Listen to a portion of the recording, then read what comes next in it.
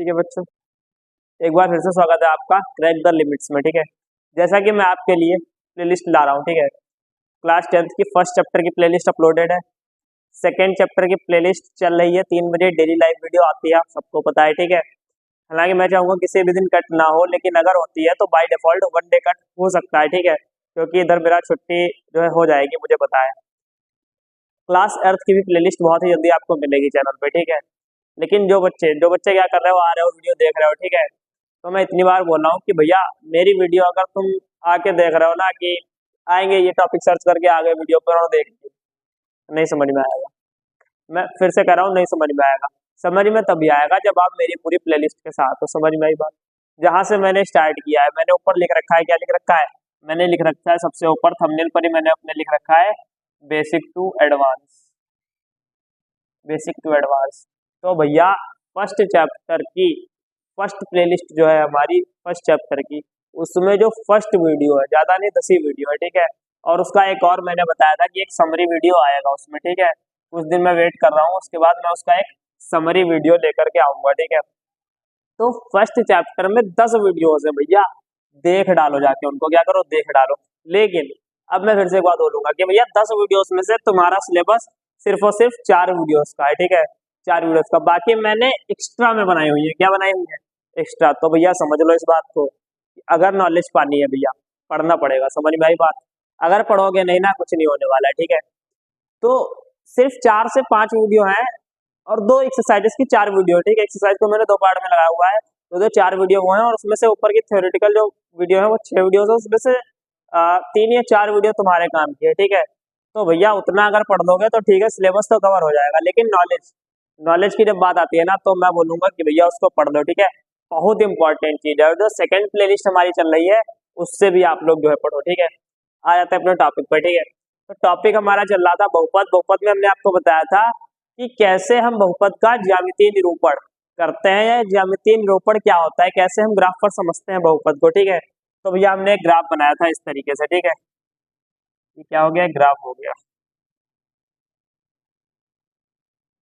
इस तरीके से, और एक इस तरीके से। ठीक है, उसके बाद हमने कहा था कि अगर कोई बहुपद, ठीक है, हम आपको पहले ही वीडियो में, बहुपद के पहले वीडियो में बता चुके हैं कि रैखिक बहुपद, द्विघात बहुपद, त्रिघात बहुपद, या जितनी भी घात होती है बहुपद की, वो किस प्रकार से कैसे उनको नाम दिए गए हैं वो पता है आपको फर्स्ट वीडियो से, अगर आप देख के आ रहे हो। अगर आप बीच में जुड़े हो तो मैं आई बटन पे लिंक दे दूंगा, आपको क्या करना, वहां से जाके फर्स्ट वीडियो है, ठीक है, उसको देख लेना। ठीक है, कोई दिक्कत नहीं है।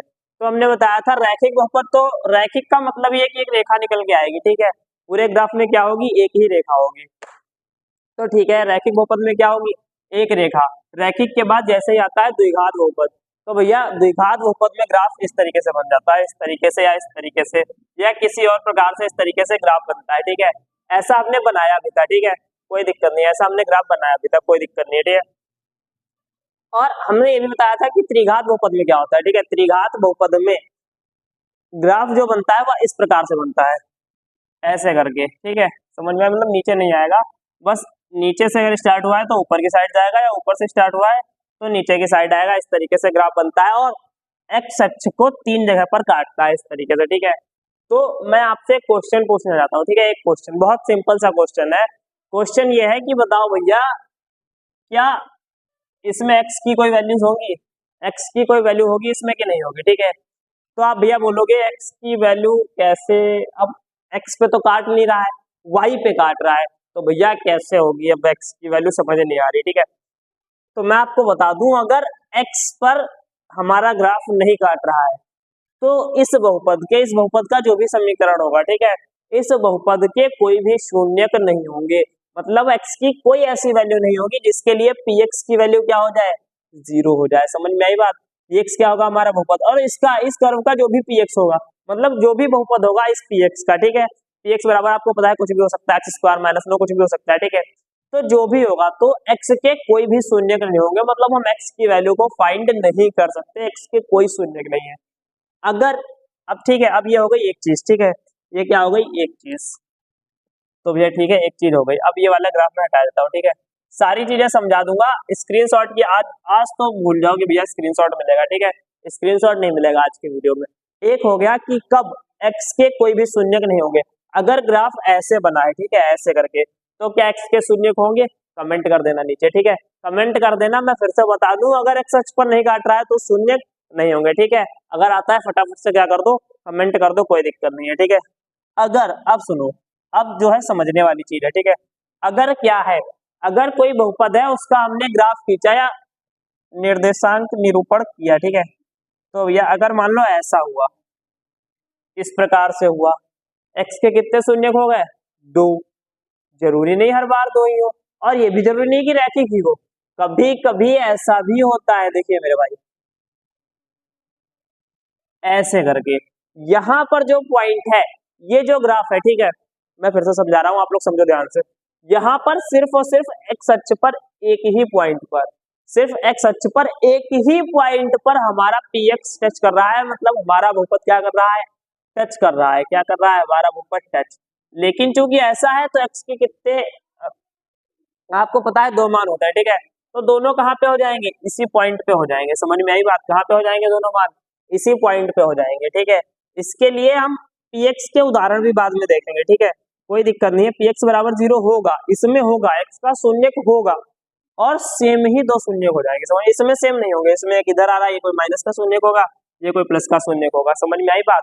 तो ये 2 चीजें हो गई, ठीक है, एक ही ग्राफ में दोनों चीजें हो गई, ठीक है, ज्यादा टेंशन लेने की कोई जरूरत नहीं, ठीक है। एक ही ग्राफ में दोनों चीजें हो गई कि भैया सिर्फ टच करेगा तो क्या होगा? सिर्फ टच अगर किया है तो एक ही जगह पर 2 शून्य मिल जाएंगे, अगर द्विघात बहुपद है तो। समझ में आई बात? और अगर ऊपर से गया या ऐसे करके मान लो आया है, ठीक है, ऐसे करके गया, तो यहाँ पर भी कितने हो जाएंगे? 2 हो जाएंगे, ठीक है। ऑल क्लियर है? त्रिघात के लिए बहुत बढ़िया एग्जाम्पल लिया था कल, नहीं देखिए इसकी भी आई बटन पर मैं लिंक दे दूंगा, बड़े आराम से देख लेना, ठीक है, क्योंकि ये ऐसी चीज है ना, सिर्फ एक अभ्यास है आपके में, और भैया अभ्यास तो बहुत सरल है। अभ्यास की अगर बात करें तो इसके बाद अभी मैं अभ्यास बताऊंगा, बोलोगे ये क्या हमने इतना सब पढ़ा, ठीक है, इतनी सरल अभ्यास है। सही बात है, ये सच्चाई है, ठीक है, इतनी सरल अभ्यास है कि ये सब बिना पढ़े भी बता दोगे, ठीक है, कि कितने शून्य होंगे एक्स के, इतनी सरल अभ्यास है, ठीक है। मैं एक बार क्या करता हूँ, खुद से पूरा देखो बना देता हूँ, ठीक है। आपको कितनी चीजें बता दी, एक्स के शून्य नहीं होंगे तो कैसा ग्राफ होगा, 2 शून्य है तो कैसा ग्राफ होगा, और 1 शून्य है तब कैसा ग्राफ होगा, ठीक है। एक ही शून्य है वो, अगर मान समान है तो शून्य कितना हुआ? 1, भले 2 सेम हो जाए। समझ में आई बात? ठीक है, चलिए भैया एक और ग्राफ बना लेते हैं, ठीक है। त्रिघात के लिए बताओ अच्छा कैसे जाएगा? 3 बार में जाएगा? नहीं जाएगा। 4 घात के लिए कितनी बार जाएगा? 4 बार में जाएगा, ठीक है। अब इतना क्लियर है, ठीक है, क्योंकि हमने रैखिक पढ़ रखे हैं, ठीक है, कक्षा 8 में 9 में हमने रैखिक पढ़ रखे हैं, तो द्विघात के लिए हमने बता दिया। त्रिघात के लिए कैसे जाता है अभी मैंने इधर भी बनाया हुआ, तो कौन सा त्रिघात के लिए? ये वाला है या ये वाला है? कितनी एक्स अक्ष को 3 जगह पर, कम से कम 3 जगह पर काटेगा, कम से कम क्या 3 ही जगह पर, अगर त्रिघात बहुपद है तो 3 ही जगह पर काटेगा, ठीक है। समझ में आई बात? अगर 4 घात है तो 4 जगह पर काटेगा। अब आपको मैं अभ्यास दिखाता हूँ, ठीक है, अभ्यास देख के शौक नहीं होना है, ठीक है, अभ्यास देख के शौक बिल्कुल नहीं होना है। अभ्यास भैया बहुत सरल है, ठीक है। एनसीईआरटी की मैंने आपको पहले दिखाई थी, ये वाली बुक मैं उठाया हूँ, इससे मैं एक्सरसाइजेस लगवा रहा हूँ, ठीक है, आप लोग देख सकते हो, इससे एक्सरसाइजेस मैं लगवा रहा हूँ, ठीक है। तो इसमें जो अभ्यास 2.1 है, कौन सी?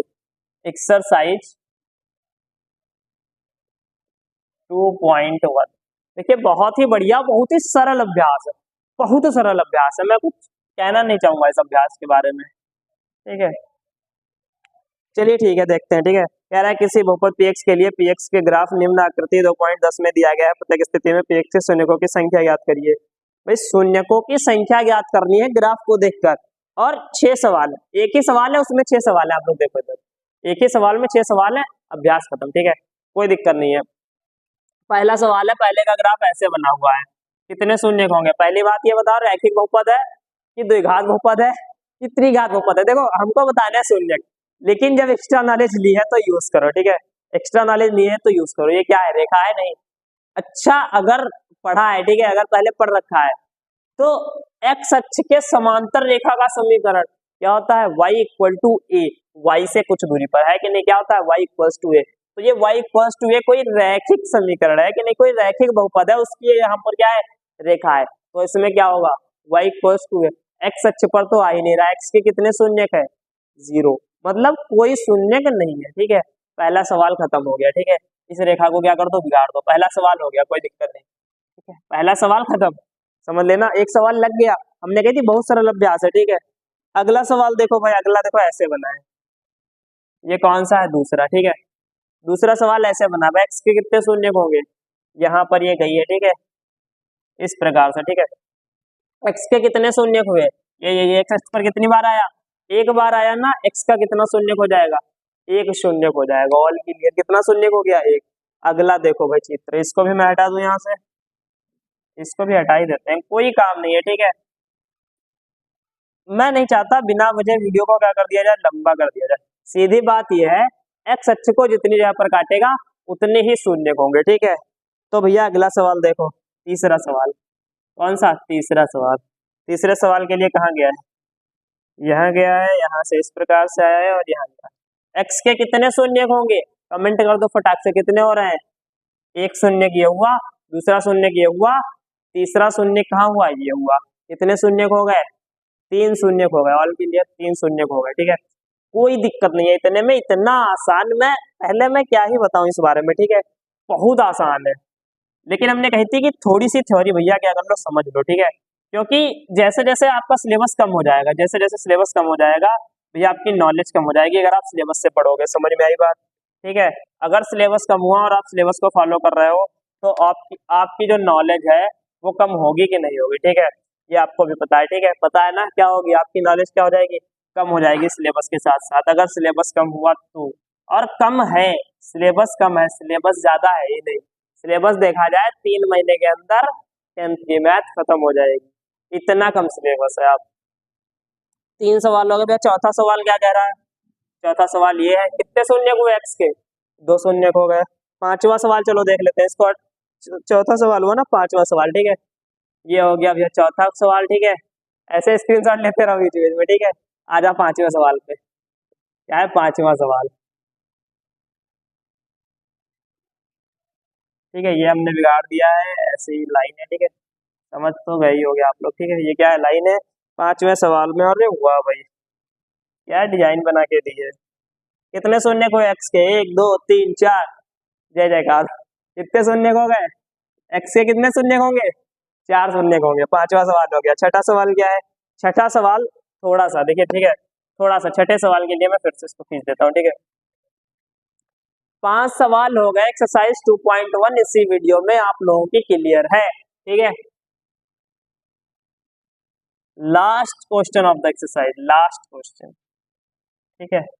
थोड़ा सा बढ़िया इन्होंने दिया है, मेरे मन का सवाल है थोड़ा सा, ठीक है। यहाँ से इन्होंने क्या किया, ऐसे करा, इसको टच किया बस, और उसके बाद यहाँ ले गए, फिर क्या किया, इसको टच किया है बस। तो भैया अब बताओ, ठीक है, एक्सरसाइज 2.1 खत्म। इसका आंसर कमेंट कर देना, कमेंट कर देना, ठीक है। मैं इसका आंसर बताता हूँ। एक शून्य यहाँ हुआ, एक टच है यहाँ पर, कितना टच है, एक टच, और एक ही टच यहाँ पर है। तो भैया आप तो आंसर कमेंट कर दोगे ना, अब आंसर कमेंट कर दोगे। कितने शून्य हो जाएंगे एक्स के, कितने हो जाएंगे, 3 हो जाएंगे। समझ में आई बात। और एक चीज मैं चाहूंगा कि भैया अगर आप वीडियो से पढ़ रहे हो, क्या कर रहे हो, वीडियो से पढ़ रहे हो, तो भैया वीडियो वाला आपसे कुछ नहीं चाहता है, ठीक है। वो क्या कहता है कि आप कमेंट कर दो या लाइक कर दो या एक फ्रेंड को शेयर कर दो, सब्सक्राइब कर दो, आपका कुछ नहीं जा रहा है, ठीक है। तो अगर आप कमेंट भी कर दोगे ना कि ये 3 है, तो हमको थोड़ा सा मोटिवेशन मिलती है कि ठीक है आप सीख रहे हो, आप कमेंट कर रहे हो, हमको मिलता है ठीक है आप पढ़ रहे हो, ठीक है। क्योंकि अभी न्यू चैनल है तो हमें पता नहीं आप कहाँ से जुड़े हैं, आप कैसे पढ़ रहे हैं आप, ठीक है। तो आप क्या कर दो, कमेंट कर दिया करो, ठीक है, तो हमें पता चलेगा ठीक है कोई बच्चा तो पढ़ रहा है, ठीक है, और सही से पढ़ रहा है, ठीक है। All clear. आज के लिए इतना ही, लेकिन एक बार और कहना चाहूंगा, ठीक है, कि भैया एनसीईआरटी बुक खरीद लिए, बढ़िया बात है, एनसीईआरटी से पढ़ोगे बहुत बढ़िया बात है, बहुत बढ़िया कॉन्सेप्ट है, लेकिन उसमें बहुत ही कम कॉन्सेप्ट है, ठीक है। बढ़िया कॉन्सेप्ट है और कम कॉन्सेप्ट है, ठीक है। लेकिन तुमको क्या चाहिए, बढ़िया भी पढ़ो और थोड़ा सा एक्स्ट्रा और ज्यादा भी पढ़ो। समझ में आई बात। क्योंकि इतना कम नॉलेज रह गया है, जैसे जैसे आप आगे बढ़ोगे, ठीक है। सिलेबस चूंकि जो यहाँ से हटा है 10th से, वो फर्स्ट ईयर में फिर शायद ही तुमको मिलेगा, या उससे रिलेटेड चीज शायद ही मिलेगी, ठीक है। फिर 12th में भी वो चीज शायद ही मिलेगी जो हटता चला जाएगा। लेकिन अगर वो छोड़ते चलेगा तो उसके बाद जब 12th के बाद सोचोगे ना, तो बहुत तुम्हारे लिए प्रॉब्लम हो जाएगी, ठीक है।